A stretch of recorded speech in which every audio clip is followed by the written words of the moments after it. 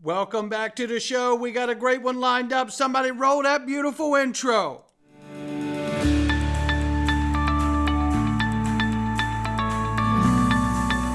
Digital Perspectives with Brad Kimes. Come on in.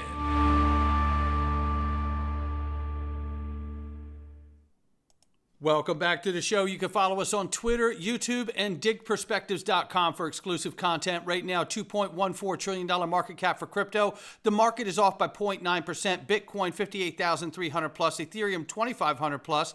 118 billion plus market cap for Tether. USDC, 34 billion plus market cap. Number 7 spots XRP. We're at 55 cents. Uh-oh.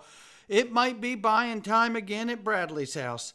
We're off by 0.4 on the 24 and off by 6.9 on the 7-day, much like the rest of the market, to be perfectly honest. So what we're seeing is across the board here in crypto land today. We're not happy about it, but that's where we are. And we see we're sitting between 55 and 56 cents, which is a normal range of trading for XRP right now. Very quickly, I want to tell you about this because, listen, if you've heard me talk about this, this is being enormous and well received right here by so many of you. And so many of you are like me. And if you need to take something because you're concerned that you took the shot during COVID and you're worried about any kind of spike protein buildup, Dr. McCullough says nattokinase and the combination of other materials they put together here is the best solution for the dissolution of spike proteins. And I have gotten it so we can get a discount as well as get these things. So this is spike support formula that does the detox for yourself. I am doing my second round of this. My wife's about to do her first round of this. And we're super excited. And I tell you, if anybody's concerned about this is the best thing going that I'm aware of. So you want to try this out, get a 10% discount, as well as, while you're at it, get the emergency medical kit, because you know how governments are when they start to bring out these fake scenarios that are going on. And even if they're not and they're real, every family should have ivermectin, a Z-Pack, and amoxicillin at their ready. And you shouldn't have to go to a doctor to get it, to be perfectly honest with you, because they're very safe medicines, right? So this is the wellness company. We've got the link for you. You get the best discounts here. Make sure you take care of yourself, protect your family, and get both of those things before they are gone. Link underneath the video with the discount link built in. Yeah, 10% or more. The West sanctions are pushing Russia to develop alternative payment system with its trade partners. This is a continued conversation, and you're going to see where this is going. And by the way, this conversation is not stalling. It is moving forward. And let's keep that in mind, that this geopolitical push for this new payment systems like in BRICS and Russia and all these other places around the world, it's all happening. This is not speculation. It's happening. Now, the speculation is when will it all be done, and how big of a role will XRP and Ripple have in the middle of all of this once it's arrived and it's truly here and operational? Well, we know what Russia's up to. We know what BRICS is up to. Chinese yuan is surging so rapidly in trade settlements, it's elbowing the euro to become the second most used currency. Okay, all right. Now, this here is what I like to call incentive, right? Because you can bet your bottom dollar the U.S. government knows this also. And they're always monitoring which currencies are strongest just underneath of the dollar. Now, I understand that there's a huge difference between the Chinese yuan, and certainly if we're even talking about bond markets, there's no comparison between the bond market of the yuan and the bond market of the U.S. dollar. However, there's also no comparison to the debt against the U.S. dollar. And you can bet right there, that's why the U.S. has to have a plan to put in place. And I believe as we move towards this new digital economy, that plan is going to involve XRP and other assets. Here we see Turkey officially submitting application requesting to join. But are they really joining? Or are they using BRICS as a stalking horse? Let me explain.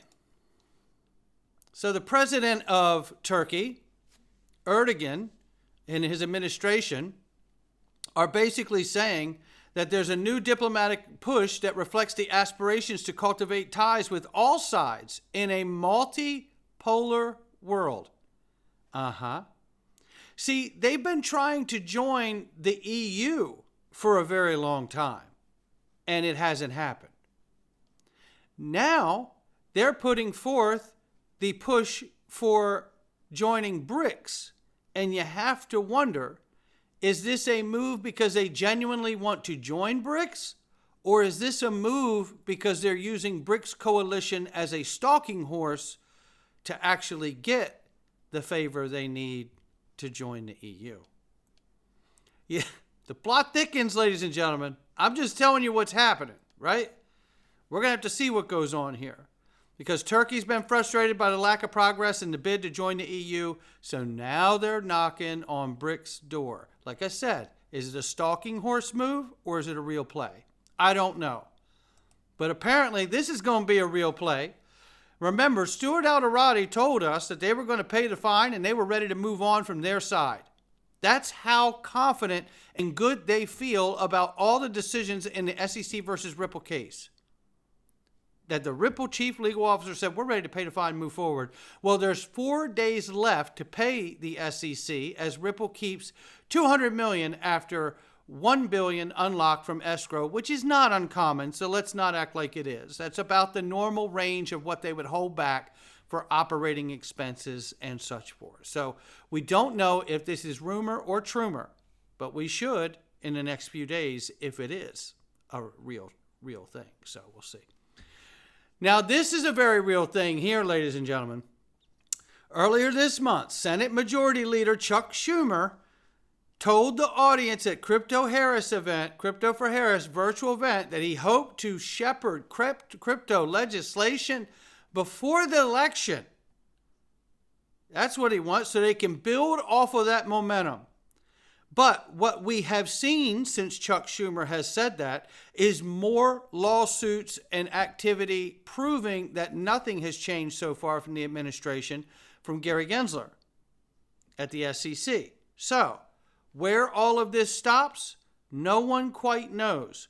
But if they do intend to shepherd crypto legislation through Congress and have Joe Biden sign it by the end of 24, and they want any of this to be positive at the voting booth, then I would think that sometime this month, or certainly by early October, they better put something through. Because otherwise, what's the point? We'll just wait for the next administration to do it, right?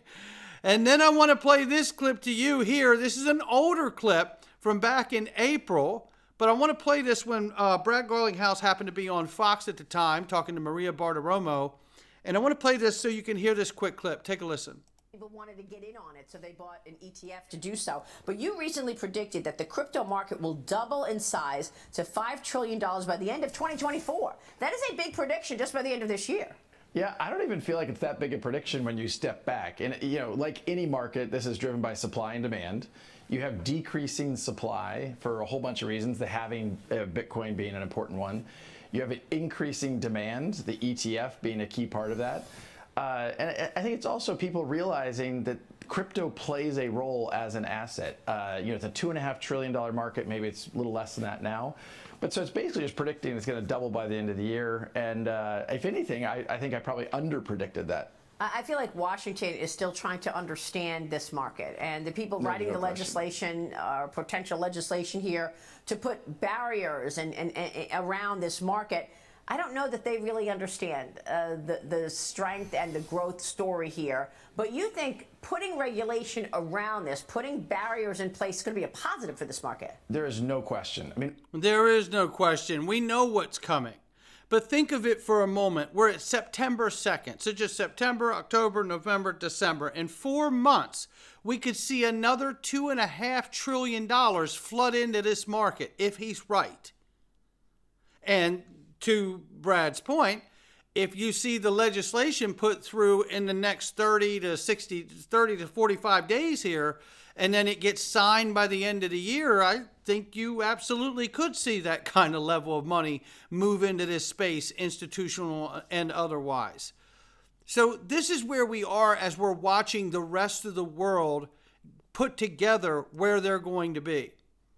And let's think about this if we see that other 2+ trillion come in to this market in the next 4 months, next 120 days, think of it.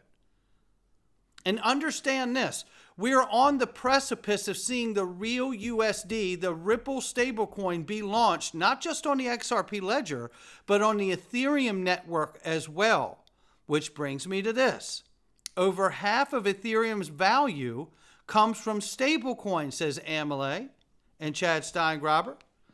PayPal stablecoin just hit $1 billion in market cap just 383 days after a launch.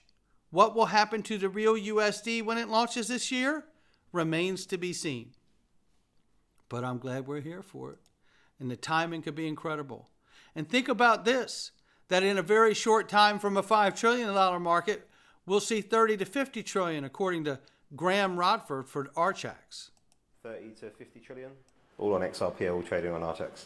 Here we go. Find my original projections, but the total market is 1.4 quadrillion, everything that's ever out there. And if you start looking across any of those asset classes, they're all starting to move on chain already. And the ease with which we've seen people interested in money market funds, tokenized treasuries, and those types of instruments, the support for stablecoins. When you're talking about replacing cash, when I see DTCC, Euroclear, Clearstream, listen, it only takes one of them to flip onto natively digital, and that's. It only takes one of them to flip on natively digital. Trillions of assets on its own that move. So, tens of trillions, I think we could see. And bearing in mind it's 1.4 quadrillion, this is still a tiny slice of a huge market. 30 to 50 trillion, all on XRP, all trading on Archax. And you're talking about 1,000 trillion to make a quadrillion, right? So drops in the bucket essentially, right? But we don't know where it goes, but he's hugely positive, hugely bullish. And look, as long as we get the legislation, so am I. And I think we're going to get it. We just don't know which administration's going to give it to us. But one of them is. Let's take a look at this. Eggrag Crypto puts the calendar out. Here it is. Candle 1, Candle 22, Candle 42, Candle 96, and Candle 133 currently. Historical data reveals 4 distinct bullish hammer candlestick formations at those points. Candle 1 in the past experienced a 750% increase. Candle 22, they're all being highlighted here, right? Experienced a 40% increase. Candle 42, a 43,000% increase, right? And candle 96 experienced an 80% increase. Now, candle 133 right here, what are we going to see? I don't know. I'd take an average of what we're looking at, though. I wouldn't be upset about that. But you know what? If we go A, B, C, or D, if you're looking at all these different choices here, you're looking at 75 cents, $1.10, $3.50, $17. That's what we're talking about. We just don't know which one. And how exciting is it? It's very exciting to me, and I hope it is for you too. Look, it's not financial advice from me or anyone else. We're going into the Freedom Zone. You're going to want to join us today. Oh my gracious. Oh my gracious. I'm telling you right now, ladies and gentlemen, we got it for you to see. It's Robert F. Kennedy Jr. laying it down like nobody else. We're going in right now. Censorship is real. I hope you'll join us, digitalperspectives.com. Click the Freedom Zone and come on in.